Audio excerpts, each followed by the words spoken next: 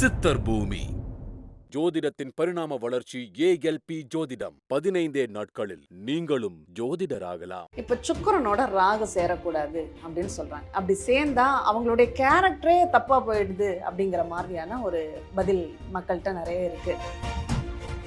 நண்பனை பத்தி உன்னை பற்றி நான் சொல்கிறேன் அப்படின்னு சொல்ற மாதிரி கிரகங்கள் ஒருத்தரோட ஒருத்தர் சேரும்போது அதனுடைய பலன் கொடுக்குமான கொடுக்கும். ஆனா இங்க எல்லாருக்கும் இண்டிவிஜுவல் கேரக்டர்னு ஒண்ணு இருக்கு. சுக்கிரன் ராகு சேர்றதால திருமண வாழ்க்கையில குளறுபடிகள் வர்றது வாய்ப்பு. சுக்கிரன்ங்கிறது சுகபோகத்தை கொடுக்கிறான். ராகுங்கிறது போகத்துக்கெல்லாம் அதிபதியான போகக்காரன் அப்படிங்கிறது எக்ஸ்ட்ரீமான ஒரு நிகழ்வுன்னா ராகு தான். ஜாதகம் லக்கணம் மட்டும் 7 லக்கணம் சிம்ம லக்கணம் போய் சுக்கிரன் ராகு 7 இருந்து ஒரு 33 43 வயசுக்குள்ள ஒரு ஜாதகம் கிடைச்சிச்சுன்னா அடுத்தது வந்து பார்த்தீங்கன்னா அந்த கண்ணில ராகு சுக்கிரன் ராகு கண்ணில் இருக்கலாமா அப்படின்னு பார்த்தா ஓகே பரவாயில்ல. ஆனால் வந்து கண்ணியை பொறுத்தளவு இந்த காலகட்டங்களில் எதிர்பார்த்த மாதிரி இருக்குமான்னு எதிர்பார்த்த மாதிரி இருக்குது. எல்லாமே இருக்கும், எல்லாமே வீடு வண்டி வாங்க சொத்து சுகம் எல்லாருக்கும் எதையும் பயன்படுத்த முடியாது. அது ரொம்ப கவனமாக இருக்கணும். அதாவது எல்லாம் இருந்து பிச்சைக்காரன வாழ்க்கை அந்த கன்னி லக்கணத்தில் சுக்கிரன் ராகு. சுக்கிரன் மட்டும் இருந்தால் அப்படி பலனா, ராகு மட்டும்தான். சுக்கிரன் ராகு சேர்ந்து இருந்தால் அந்த பலன். ஆணுக்கு இருந்தாலும் பெண்ணுக்கு இருந்தாலும், ஏன்னா அந்த கேள்வி நிறைய பேர் இது பொதுவாக தான் நம்ம பேசுகிறோம். இப்போதைக்கு நம்ம சுக்கிரன் ராகு சார் இது வந்து ஒரு பெண்ணோட ஆணோட ஜாதகத்தில் தான் பெண்ணோட நிலைப்பாடை பார்க்குறோம். அப்படி இது ஆணாக இருந்தாலும் பெண்ணாக இருந்தாலும் ஒரே பலனாக வரும். இப்போ நம்ம பாரம்பரிய மற்ற முறைகள்லாம் பார்க்கும்போது செவ்வாய்க்கு தனியாக சுக்கிரன் தனியாக பார்ப்பாங்க. நம்ம அப்படி பார்க்குறது இல்லை. கண்ணில் வாய்ப்பு கொடுக்காது, அது மட்டும் கொஞ்சம் கவனமாக இருக்கணும். அடுத்து துலாமில் நல்லா வாய்ப்பு கொடுக்கும். துலா லக்கணமாக இருந்து துலாமில் வந்து சுக்கிரனும் வந்து ராகுவாக இருந்துச்சுன்னா உண்மையிலே ஆச்சரியம்தான். ஜாக்பாட்டு தான் எல்லாமே லைஃப்பில் வந்து ஒரு என்னென்னா எதிர்பார்த்ததை தாண்டி ஒரு சந்தோஷத்தை கொடுக்கும். என்னென்ன வீடா வண்டியா வாகனமாக சொத்தோ சுகமாக பேரா புகழா நல்லதாக கெட்டதான்னு இவங்க என்னன்னா இப்போ சிம்மத்து சொன்னவங்களும் அதை மாதிரி 3 மடங்கு இந்த துலாமுக்கு சுக்கிரன் ராகு. அடுத்தது விருச்சிகம். சேரவே கூடாத இடம் சுக்கிரன் கூடாது. இருக்கிறதெல்லாம் மொத்தமாக சுருட்டி எடுத்து அதை பண்ணுறது இதை பண்ணுறது மொத்தமாக எல்லாத்தையும் எடுத்துட்டு விருச்சிகத்தில் சுக்கிரன் ராகு யாருக்கு இருக்கான்னு கேட்டு பாருங்க. பின்னோட்டத்தில் உங்களுடைய பதிவு பண்ணுங்க. யாருக்காவது இருந்தா கமெண்ட்ல பதிவு பண்ணுங்க. எப்படி இருக்கு, நல்லா இருக்கு நல்லா இல்லை அப்படிங்கிறதையும் சேர்த்து பதிவு பண்ணுங்க. எந்த ராசி கட்டத்தில் இருக்கு? மேஷத்தில் இருக்கா, ரிஷபத்தில் இருக்கா, மிதுனத்தில் இருக்கா, இல்லை விருச்சிகத்தில் இருக்கா? விருச்சிகத்தில் இருந்துச்சுன்னா எல்லாத்தையும் மொத்தமாக காலி பண்ணிடுவோம். பிறந்தது பிறகு மொத்தமாக காலி பண்ணி மொத்தமாக அதுக்கு பிறகு இவர் தான் சம்பாதிச்சு இவர் பண்ணி முயற்சி பண்ணி மேலே வந்து ஏறி நிற்கணும். ஆனால் இவர் சுக்கிர தசையோ இல்லை ராகு தசையோ போயிருந்துச்சு மனுஷன் வாழ்க்கையிலே இப்படி ஒரு கஷ்டத்தை அதான் சொல்லல. இவங்களுக்கு ஒரு கிரகத்தை வச்சே பலன் சொல்ல முடியும். ஒரு கிரகம் இப்போ துலாமில் ஒரு கிரகம் இருக்குது, இல்லை விருச்சிகத்தில் ஒரு கிரகம் இருக்குன்னா அதுக்கு பலன் சொல்ல முடியுமா? பலன் சொல்ல முடியும். ஆனால் அது எப்பயிலேருந்து எப்படி என்ன காரணத்தால் என்ன விஷயத்தால் பாவங்கள் இல்லாமல் பதில் சொல்ல முடியும். பாவகங்கள் தான் இந்த ஏஎல்பி லக்கணத்தில் மெஷர்மெண்ட் இருக்குது. ஏஎல்பி லக்கணத்தை வச்சு தான் நம்ம அந்த மெஷர்மெண்ட் எடுக்கும். இப்போ உதாரணமாக இவருக்கு வந்து விருச்சிக லக்கணமாக ஏஎல்பி போனிச்சுன்னு வச்சுக்கோங்க.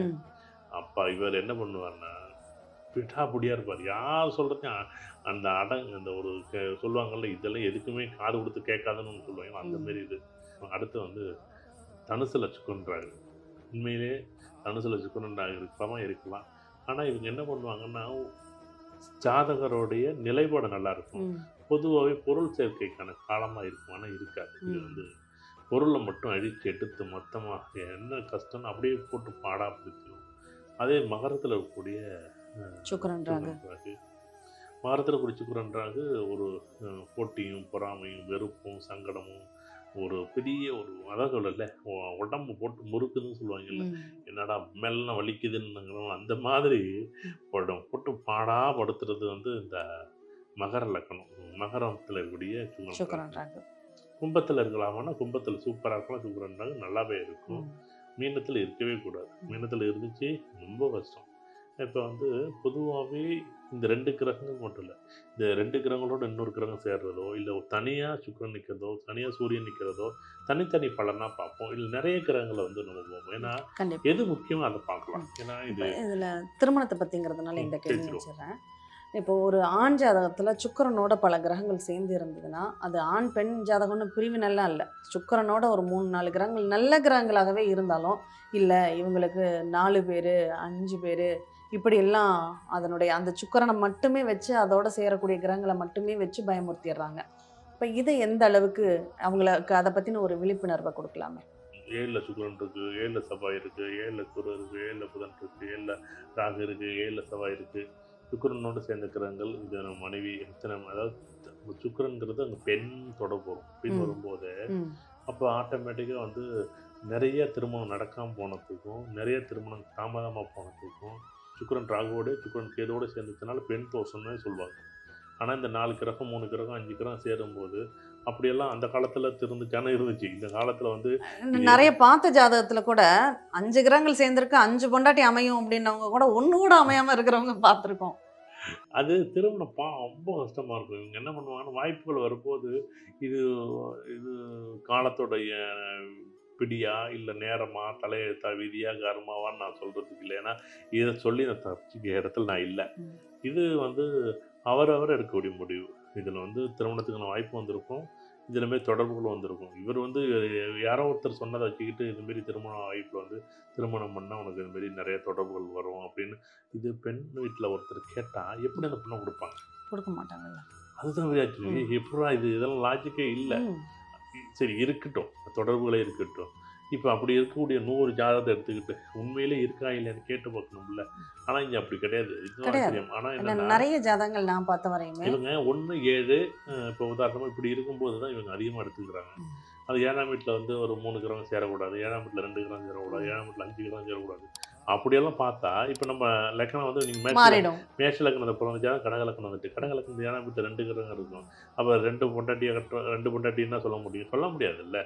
நம்ம அன்னைக்கு மேஷ லக்னத்து 7ஆம் வீட்ல சுத்த ஜாதகமா இருக்கும். 7ஆம் வீட்ல கிரகமே இருக்காது. ம். ஆஹா திருமணமே மனைவியே இல்ல, திருமணமே நடக்காதுன்னா சொல்ல முடியும். இவங்க மேஷ லக்னத்துக்கு 7ஆம் வீடு சுத்தமா இருக்கும்போது, அங்க திருமணமே நடக்காதுன்னு நீங்க சொல்ல மாட்டேங்கிறீங்கல்ல. அங்க என்ன பண்றீங்க? அங்க திருமணம் உண்டு அப்படின்னு நம்ம சொல்றோம். 7ஆம் அதிபதி யாரு அப்படின்னு 7ஆம் அதிபதி சுக்கிரன். சுக்கிரன் வந்து 10ல இருக்கு சார். சுக்கிரன் சூரியனோட சேர்ந்திருக்கு. உங்களுக்கு திருமணம் உண்டுன்னு நம்ம சொல்றோம். ஆனா இவங்க என்ன பண்றாங்க? 7ஆம் அதிபதி 7ஆம் வீட்ல ஒரு கிரகம் இல்ல. அப்பன்னா திருமணம் வந்து நடக்காதுன்னு சொல்ல மாட்டேங்கிறாங்க. நடக்குன்னு தானே சொல்றாங்க. கண்டிப்பா. இவங்க என்ன பண்றாங்கன்னா, ஒரு கார்ல 4 பேர் போனா, அந்த 4 பேருமே பிரேக் அடிக்கிறாங்க. 4 பேருமே 4 இருக்காது. இருக்காது. கண்ட்ரோல் ஒருத்தர்கிட்ட தானே ஒருத்தர் இருக்கும். தானே கண்ட்ரோலு. அது யாரோ அவர் மட்டும் சரியா இருந்தா போதும். ம். நீ மத்த யாரையும் வந்து இதுதான் சரி, அதுதான் சரின்னு நீங்க அப்படி பார்த்தீங்கன்னாலே அது நல்லா இருக்குமானா நல்லா இருக்காது. இப்படியே கிரகங்கள் இவங்க இவங்க சொல்லி தான் நெறைய பேரோட வாழ்க்கையில 20லேருந்து 30 வயசு வரைக்கும் இது வந்து கிரகம்னு வச்சுட்ட கிரகம், தசாபுத்தின்னு வச்சுட்ட தசாபுத்தி. ம். ஏதோ ஒரு காரணிகள் தடையா இருக்கு. நான் இல்லன்னு சொல்லல. ஆனா என்ன தடையா இருக்குன்னு பார்க்காம, பொதுவா வந்து இது வந்து 7ஆம் வீட்ல 3 கிரகம் இருக்கிறவர தான் நான் கல்யாணம் பண்ணிக்கல. 7ஆம் வீட்ல 2 கிரகம் இருக்கிறத தான் கல்யாணம் பண்ணிக்கல. 7ஆம் வீட்ல சுக்கிரன் இருக்கு, 7ஆம் வீட்ல சூரியன் இருக்கு, 7ஆம் வீட்ல செவ்வாய் இருக்கு, 7ஆம் வீட்ல சனி இருக்கு. அதத்தான் திருமணம் பண்ணல. ம். இது எப்படி அது எனக்கு ஆச்சரியமா இருக்குல்ல. இல்ல ஒரு சிலர் சொல்றத பார்த்தா, நெறைய வரன் வந்துச்சுங்க. 30 வயசுக்குள்ள பண்ணா 2 கல்யாணம்னு சொல்லிட்டாங்க. அதனால 30க்கு மேல தான் பண்ணணும்னு சொல்லிட்டாங்கங்கும்போது, நமக்கு அப்படியே 30 பொசு பொசுன்னு வரும். 30 வயசுக்கு மேல இப்போ ஒருத்தர் கிளாஸ்ல இருக்கார் நண்பர் ஒருத்தர். அவரு சொன்னாரு, 30 வயசுக்கு மேல போய் ஜாதகம் காமிச்சு இவங்களுக்கு கல்யாண வாய்ப்பே கிடையாது. என்ன இவ்வளோ வாய்ப்ப விட்டுட்டியே அப்படின்னு கேட்டாராம். அவங்க தான் சார் சொன்னாங்க, இதுமாரி எனக்கு வந்து 30 வயசுக்குள்ள கல்யாணம் பண்ணா 2 தாரம் பண்ணாங்க. அதுக்காக தான் இதுமாரி நாங்க காலம் கடந்து பண்ணுவோம்லே அப்படின்ட்டு நான் வந்தேன் அப்படின்னோனே, அட என்னப்பா நீ இருமொழி கல்யாணமே நடக்காது. நடக்கவே இல்ல. 37 வயசு 36 வயசு ஆகி போச்சு பாவம். அப்ப இதுல என்னன்னா, இதுல ஒரே ஒரு இடத்துல ஒரு சுய பரிசோதனை பண்ணி பார்த்துருக்கலாம்ல. பண்ணவே மாட்டேங்கிறாங்க. இந்த லக்னாதிபதி சுக்கிரன் ராகு இருக்கலாம். எந்த கிரகம் வேணாலும் சேர்ந்திருக்கலாம். எத்தனை கிரகம் வேணாலும் சேர்ந்திருக்கலாம். இருக்கட்டும். இப்பொழுதுக்கு ஏஎல்பி லக்னம் என்ன? எங்க இருக்கு? அதனுடைய அதிபதிகள் எங்க இருக்கு? யாரோட சேர்ந்திருக்காங்களா? இப்போ ஒருத்தனுக்கு கடக லக்னம் போது. கடக லக்னம்னா சந்திரன் எங்க இருக்கார்? சந்திரன் கூட சில கிரகங்கள் யாரும் சேர்ந்திருக்காங்களான்னு பார்க்கணும். ம். சந்திரன் தான் முதன்மை முடிவு எடுப்பாரு. ஆனா சந்திரன் என்ன பண்ணுவாங்கன்னா, இவங்க 4 பேர் உட்காந்துக்கிட்டு பேசிக்கிட்டு வந்தா அது நல்லா இருக்காதுல்ல. அது மாதிரி தான் தெரியுமா? கண்ட்ரோல் சந்திரன் தான். இப்ப சிம்ம லக்னம் போதுன்னா கண்ட்ரோல் சூரியன் தான். மிதுன லக்னம் போதுன்னா புதன் தான் எல்லா கண்ட்ரோலும். ம். புதன் யாரோட சேர்ந்திருக்காரு? சூரியனோட சேர்ந்திருக்காரு, சுக்கிரனோட சேர்ந்திருக்காரு. அவர் எங்க இருக்கிறார்? என்ன பண்ணிட்டு இருக்காங்க? அப்படின்னு பார்க்கணுமே தவிர, பொதுவா வந்து இந்த கிரகங்கள் சேர்ந்துச்சுன்னா நல்லது, கெட்டதுன்னு நம்ம சொல்லவே கூடாது. இப்ப சுக்கிரன், சனி சேர்ந்தா நல்லது. 2 கிரகம் சேர்ந்தா நல்லது. அதுதான் அடுத்த கேள்வி. அடுத்து சுக்கிரன், சனி சேர்ந்தா நல்லது. இப்ப மிதுன லக்னம். சுக்கிரன், சனி சேர்ந்தா எப்படி இருக்கும்? நினைச்சு பாருங்க. இது 5ஆம் அதிபதி, 8ஆம் அதிபதி. 8ஆம் அதிபதி. எப்படி இருக்கும்? இது இந்த லக்கணங்களும் ஆதிபத்தியங்களும் ஏஎல்பிக்கு அவ்வளோ பொருத்தமாக இருக்கும்.